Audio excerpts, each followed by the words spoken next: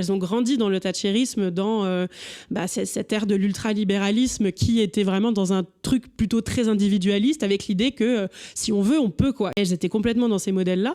Et c'est marrant de voir aujourd'hui, justement, et je l'étudie dans mon livre, la réécriture qu'on a aujourd'hui de ce qu'elles ont apporté aux femmes de manière générale, ou des femmes de ma génération. Donc, je suis une milléniale, je suis née en 91.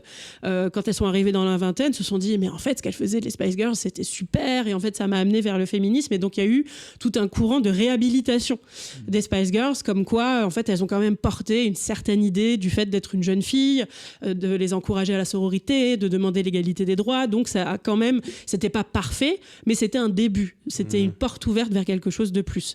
Mais il a fallu pour elles attendre 15 ans pour que des femmes, notamment, commencent, voilà, qu'on leur donne ce rôle-là, alors qu'à leur époque, les féministes étaient très en colère contre elles.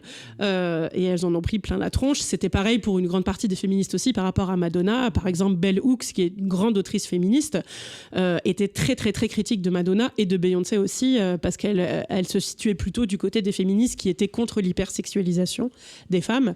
Et du coup, elles estimaient que des figures comme Beyoncé ou Madonna, ou même les Spice Girls, ça venait renforcer le patriarcat, parce qu'en fait, pour elles, c'était pas possible de se sexualiser sans jouer le jeu du patriarcat.